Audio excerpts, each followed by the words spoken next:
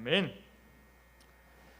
팔복의 7번째 시간입니다. 화평하게 하는 자는 복이 있나니 그들이 하나님의 아들이라 일컬음을 받을 것이며, 원어의 의미를 살려서 다시 말한다면요, 복되도다 화평하게 하는 자요. 왜냐하면 그들이 하나님의 아들이라 일컬음을 받을 것이기 때문이다 입니다.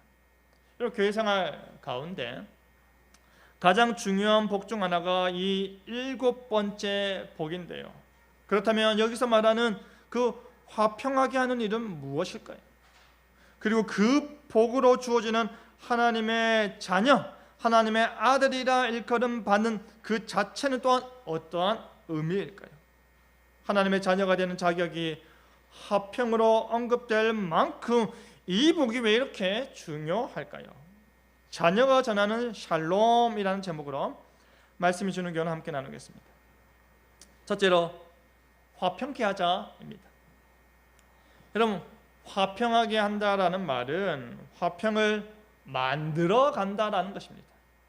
실제 나 자신의 마음이 평온할 뿐 아니라 내 주변 사람들을 평화롭게 만들고 화목하게 만드는 것입니다.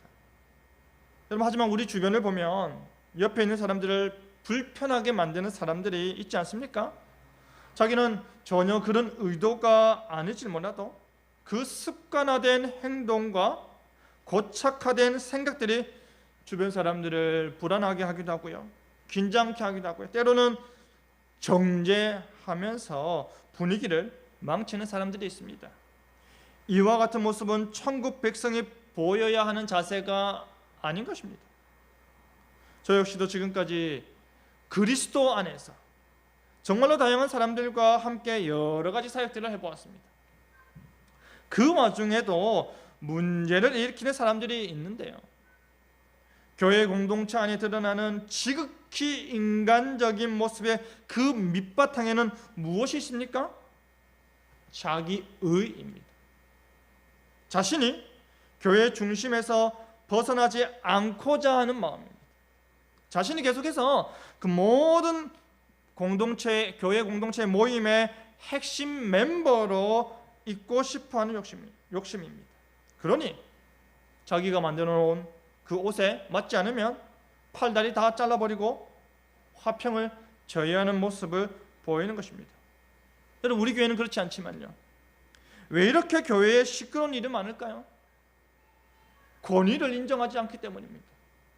직장처럼, 사회처럼 자신의 발언과 그에 따른 책임이 덜하기 때문에, 그러니 다 자기 생각을 막 말하는 것입니다.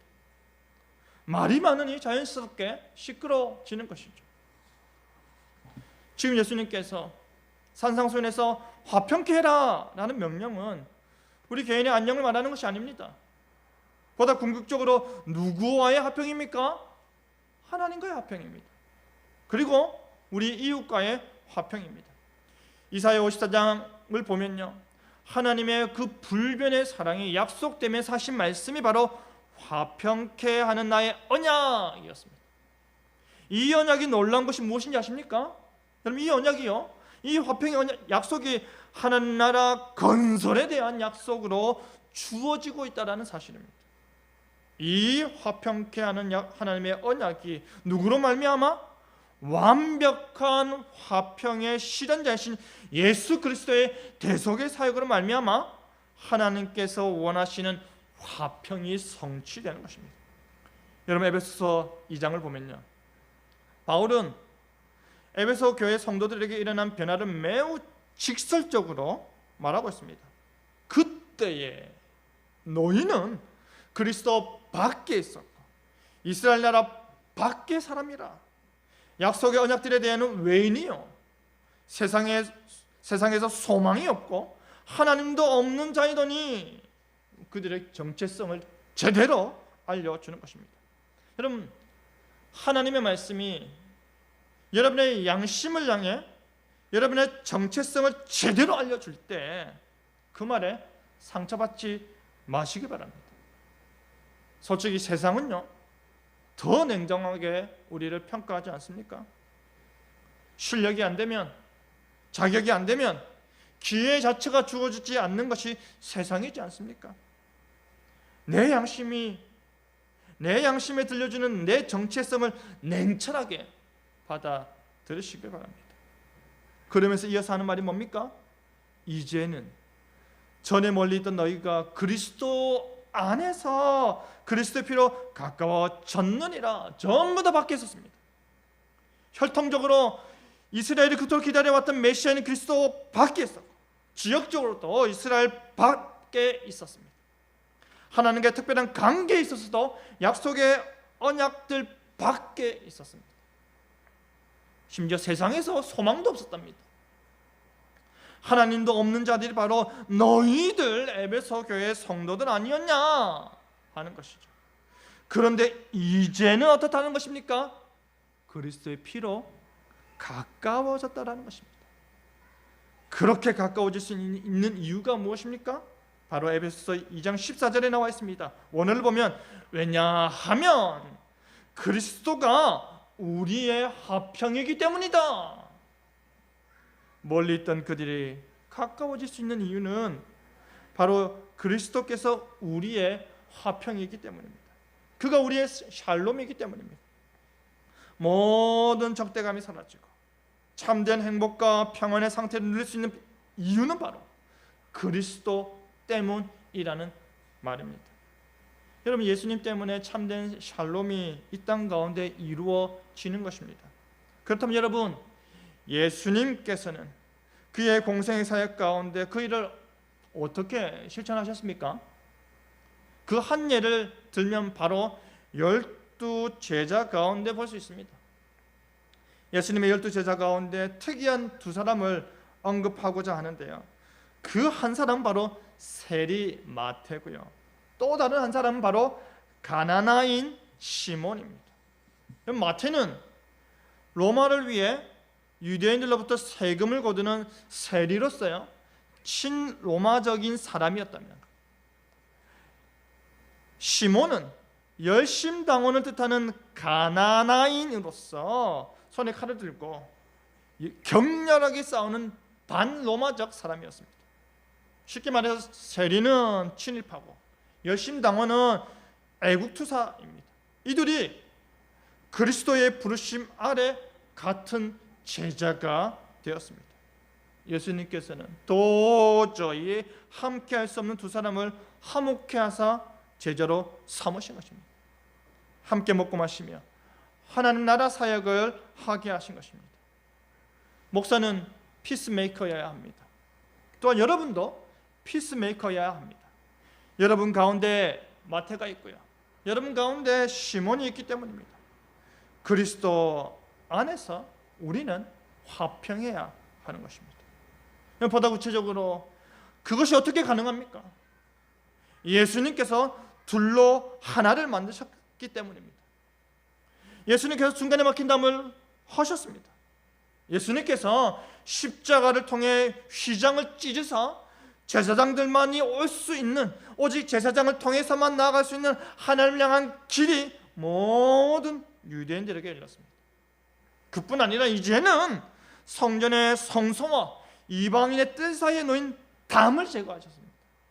여러분, 그 경계, 이방인과 유대인의 그 담의 그 경계에 무슨 경고가 적혀 있는지 아십니까? 그 담을 넘어오는 자는 자기 목숨을 스스로 책임져야 한다. 그 경고가 적혀 있습니다. 바로 그 경고가 있는 담을 예수님께서 제거하신 것입니다. 예수님께서 율법이 지배하는 세상이 아닌 복음이 지배하는 세상을 만드사 유대인과 이방인 이 둘을 그리스도 안에서 새롭게 하신 것입니다.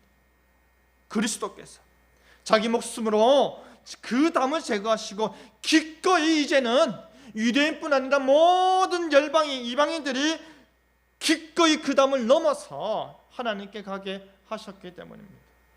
그렇게 그리스도로 말미암아 새롭게 된 교회가 하나님과 화목하게 되는 것입니다. 십자가가 하나님과 원수된 모든 것을 다 제거하고 결국에 어떠한 관계로 이끌으시는 겁니까? 평화의 관계로 이끄시는 것입니다. 그러니 이제부터는요, 너희 에베소 교회 성도들은 바깥에 있는 존재가 아니라 무엇이 되는 것입니까? 오직 성도들과 동일한 시민이요 하나님의 권속이라. 오직 너희는 거룩한 무리가 되었다. 너희는 하나님 나라 시민이 되었다. 너희는 하나님의 권속이다. 하나님과 함께 식탁에 둘러 앉아 만찬을 누리는 가족이 되었다, 이 말입니다. 예수님 때문입니다. 예수님의 십자가가 우리로 참된 샬롬 안으로 들어가게 하는 것입니다. 우리 역시도 우리가 어떠한 존재였는지 정확히 알아야 할 것입니다. 우리는 죄 가운데 태어나서 거룩하신 하나님 정반대편에 서 있으면서 영원한 심판을 두려워하는 자들이었습니다. 우리는 영원한 생명과 복락이 있는 하나님 편에는 도저히 갈 수 없는 상태였음에도 불구하고 하나님을 미워하고 하나님 말씀을 싫어하고 유일한 살 길을 발로 뻥 차버리는 용서받지 못할 원수였습니다. 하나님 앞에서 벌거벗은 존재로 두려워 숨은 아담 등 뒤에 같이 숨어 있을 수밖에 없는 존재가 바로 우리입니다. 우리가 그랬는데 하나님의 은혜로 말미암아 우리에게 그리스도를 향한 믿음이 생겨났습니다. 그가 태어났을 때 지극히 높은 곳에서는 하나님께 영광이요 땅에서는 평화로다, 그 말씀이 진실로 사실임을 고백하는 자가 되었습니다. 예수님은 진실로 태어날 때부터 샬롬이요 죽을 때까지 죽고 나서도 영원한 샬롬이 되셨음을 우리가 믿게 된 것입니다. 얼마나 큰 은혜입니까? 사랑하는 성도 여러분, 우리가 그렇게 변화되었습니다. 우리의 신분이 변화되었다면 그 변화된 신분에 맞는 옷을 입고 맞는 말을 하고 맞는 행동을 해야 하는 것입니다. 가장 기본적으로 우리는 화평하게 하는 진정한 본보기를 드러내어야 하는 것입니다. 그리스도께서 십자가의 피로 화평을 이루신 그 관계를 내 마음대로 깨지 마시길 바랍니다. 사단이 제일 좋아하는 것입니다. 하나님께서 우리를 용서하셨습니다. 그런데 내가 용서하지 못할 일이 이 세상에 있습니까? 하나님께서 나를 용서하셨습니다. 하나님께서 우리와 샬롬하십니다. 그런데 내가 샬롬하지 못할 사람이 이 세상에 있습니까? 없습니다. 사단 좋은 일 하지 마시기 바랍니다. 날로 죄를 향하여 기울어져가는 우리의 몸과 마음을 붙잡는 것입니다. 내 입술을 제어하고 내 마음을 조율하고 하나님 앞에서 화평하게 하는 삶을 사는 것입니다. 여러분 기억하십시오. 하나님께서 적극적으로 그 화평을 성취하셨습니다. 여러분도 적극적으로 그 화평을 실천하시길 바랍니다. 그리스도의 십자가를 통해 이루신 그 화평을 할 수 있는 한 최대한 평화를 전하며 사시길 바랍니다. 하나님께서는 자신의 아들의 목숨을 걸었습니다. 여러분은 그 화평을 위해서 무엇을 걸고 계십니까? 여러분 그 평화를 위하여서 그 그리스도 안에서 샬롬을 위해서 무엇을 걸고 있습니까? 자존심 버리시길 바랍니다. 하나님께서는 자신의 아들까지 거셨습니다. 우리의 정체성은 그리스도로부터 우리에게 주어지는 그 샬롬의 은혜 가운데 있는 것입니다. 우리의 변화된 신분입니다. 그 변화된 샬롬의 옷을 입고 하나님 앞에서 온전한 삶을 사는 여러분 되기를 바랍니다. 둘째로 하나님의 자녀로 인정받자입니다. 하나님과 화평케 된 자가 받게 되는 복은 바로요 하나님의 자녀라 일컬음을 받는 것입니다. 여러분은 화평케 하는 자입니다. 그 복을 받았습니까? 그렇다면 하나님의 아들, 하나님의 딸, 하나님의 자녀라 일컬음을 받을 것입니다. 여러분 하나님의 자녀라는 말, 그 말에 항상 우리의 가슴을 뛰게 하지 않습니까? 내가 하나님의 자녀라니. 하나님의 자녀라는 호칭은요, 언제 처음 주어지신지 아십니까? 출애굽 백성들에게. 가나안 땅, 그 약속의 땅을 들어가야 될 그 출애굽 백성들에게 처음 주어졌습니다. 너희는 여호와의 자녀니라. 신의 선 언약을 맺으신 하나님께서 이제 그들에게 율법을 전해 주심으로 말미암아 그들이 비록 광야 가운데 있지만 약속의 땅으로 들어가서 하나님의 택한 백성, 세상과 다르다, 하나님의 자녀답게 구별된 삶을 살아야 한다는 그 이유를 율법을 통해 주신 것입니다. 이 율법이 그들의 다름을 보여줄 것이고, 이 율법이 그들로 하나님의 거룩한 성품을 따라 그분의 거룩한 자녀로, 거룩한 공동체로 살게 하는 것입니다. 여러분, 그렇다면요, 어떻게 해야 거룩한 공동체가 됩니까? 모든 이방적인 요소, 모든 제약된 요소로부터 분리되는 것입니다. 멀리하는 것입니다. 거리두기를 함으로 말미암아 멀리서 보더라도 이방인이 아니라는 것을 알게 하는 것입니다. 멀리서 보더라도 죄악된 모습이 보이지 않도록 하는 것입니다. 하나님과 친밀한 관계를 저해하는 모든 더럽고 부정한 요소는 철저히 제거하는 일에 게을리하지 않는 것입니다. 하나님의 말씀을 쫓아 거룩하게 살아야 할 이유가 바로 여기에 있는 것입니다. 왜냐하면 우리가 하나님의 자녀이기 때문입니다. 여러분, 예수님께서 이 화평과 관련하여 매우 실제적인 가르침을 전하여 서로 화목하는 일에 최선을 다하시기 바랍니다. 하나님께 드려진 예물이 그 무엇보다 가치 있고 중요한 것이라 하더라도 그것보다 먼저 해야 할 일은 바로 형제와의 화해인 것입니다. 이웃과의 관계가 예배를 위해서 선행되어야 할 조건임을 명심하시기 바랍니다. 제 말이 아닙니다. 예수님께서 그의 백성들이 하나님께 드리는 예배에 대한 자세로 말씀하시면서 하나님께 대한 예배보다 너희가 먼저 화평을 이루는 것이 더 중요하다라고 말씀하시는 것입니다. 그것은 하나님께서 기뻐하십니다. 그렇지 않고서는 은혜가 없는 것입니다. 그럼 그렇다고 해서요, 미안하다 일방적으로 말하고 와라는 말도 아닙니다. 괜찮다, 그럴 수 있지, 나도 미안하다, 이 말을 듣고 오는 것입니다. 무조건 덮어놓고 화목하라는 말도 아닙니다. 불의와 부정과 불법은 타협하는 것이 아닙니다. 진리를 거스르면서까지 화목하는 말이 아니라 하나님의 말씀과 진리와 정의를 지키는 가운데 그 안에서 잘못이 있다면 화목하라는 말입니다. 여러분, 하나님의 자녀라 일컬음 받는다는 말은요, 한편으로 하나님의 성품을 그대로 반영해 주는 것입니다. 누구 자식 답네? 부모님이 누구라고 했지? 야, 진짜 니는 누가 봐도 누구 아들이다, 니는 누가 봐도 누구 딸이네 라는 말이 그 부모와 닮았다는 의미이지 않습니까? 하나님의 자녀라 일컬음 받는다는 것은요, 저 사람은 진정 하나님을 믿는 사람이네, 저 사람은 진짜 예수쟁이네, 저 사람은 교회 다니는 거 자랑해도 되는 사람이네,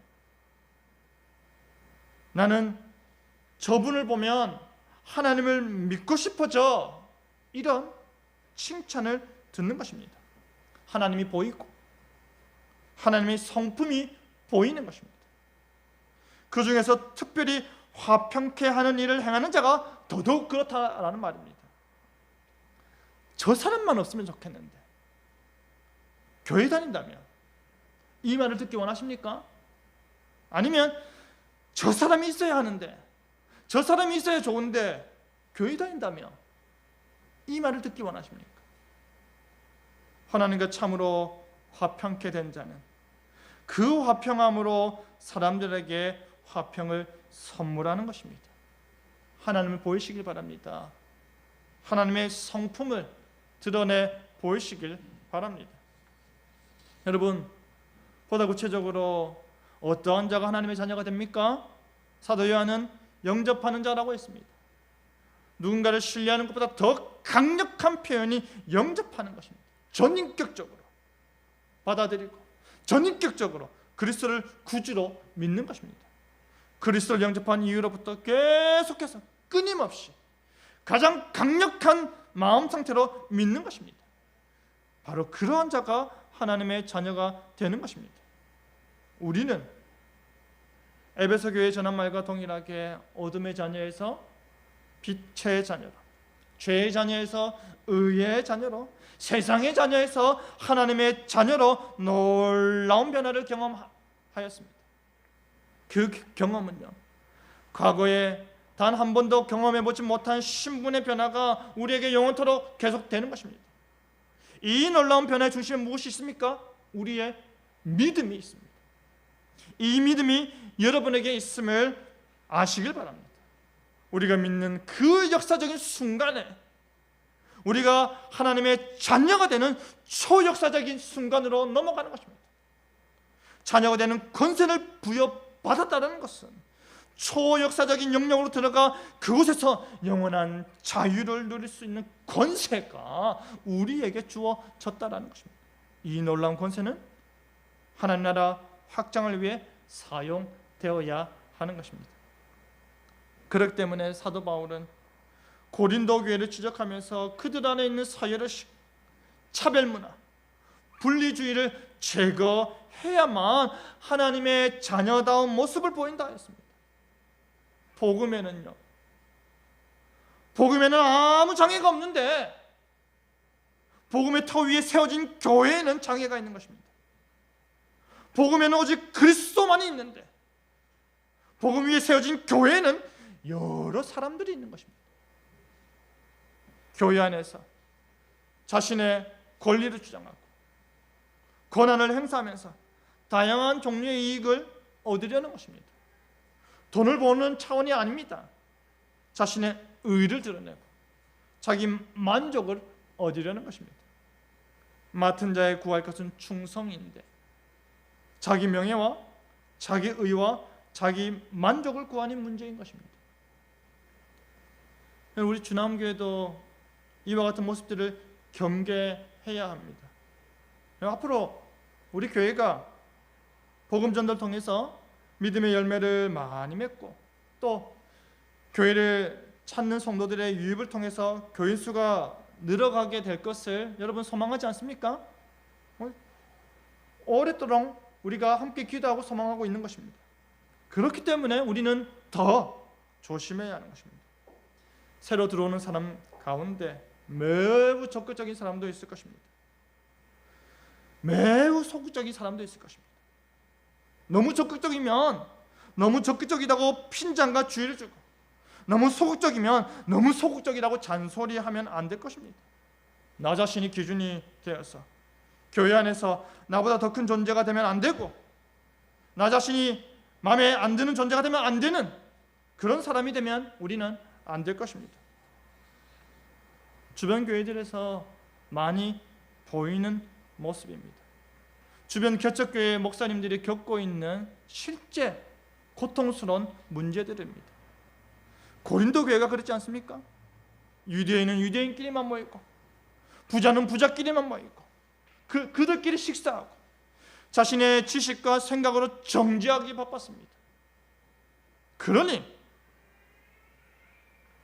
그 안에 균열이 있고 그 안에 말이 나오고 분쟁이 끊이지 않았던 것입니다. 교회마다 고린도 교회 교인들이 있습니다. 우리 교회는 없길 바랍니다. 이전 것이 지나가고 새로운 것 완전히 새 것이 되었다면 새로운 생활 방식과 사고 방식을 따라 이 땅에서 구별된 삶을 살기 바랍니다. 사랑하는 성도 여러분, 하나님께서는 우리에게 화목하게 하는 직분을 주셨습니다. 하나님께서 그리스도를 통해 우리와 적극적으로 화목해 되셨듯이 하나님을 닮은 우리는 그의 자녀답게 하나님의 명령에 순종함으로 이웃과 화목해야 할 것입니다. 이웃과의 수평적인 관계에서 갈등과 균열의 문제 해결에 화해의 사역을 하라는 명령에 충성하시기 바랍니다. 그것을 하나님께서 부탁하고 계심을 기억하시기 바랍니다. 여러분을 통해 화목의 역사가 일어나길 바랍니다. 여러분을 통해 잡음이 제거되는 역사가 일어나길 바랍니다. 더욱더 샬롬하는 교회 공동체가 우리 주남교회 안에 세워져가는 일에 헌신하는 여러분 되기를 바랍니다. 말씀 맺겠습니다. 사랑하는 성도 여러분, 사실 화목해 하는 일은 결코 쉬운 일이 아닙니다. 왜냐하면 우리 속에 끊임없이 우리의 자아가 올라오기 때문입니다. 사단이 끊임없이 우리를 불화케 하고 다투게 하고 충돌케 하여 하나님께 온전한 예배를 드리지 못하게 하기 때문입니다. 교회를 교회답지 못하게 하기 때문입니다. 우리는 쉽사리 사단 좋은 일에 빠져서 허덕이는 일이 많습니다. 사단 좋은 일 하지 마시고 하나님 기뻐하는 일 하시길 바랍니다. 하나님께 예배하기 전에 나는 과연 화평한가? 나는 진정 하나님과 화평하고 내 이웃과 화평한가? 점검하시기 바랍니다. 그리고 한 주간 살아갈 때에 나는 이 화목의 직분을 온전히 이행하고 있는지, 나는 하나님의 자녀로서 마땅한 삶을 살고 있는지, 하나님을 드러내고 하나님의 성품을 보이며 살고 있는지 스스로에게 꼭 물어보시기 바랍니다. 화평케 하는 자가 되길 바랍니다. 여러분으로 인해 화목이 넘쳐나길 바랍니다. 여러분을 통해 하나님의 샬롬이 우리 안에 가득 넘치길 소망합니다. 그리하여 하나님의 자녀답게 하나님의 화평을 전하는 저와 여러분 되기를 간절히 바랍니다. 아멘.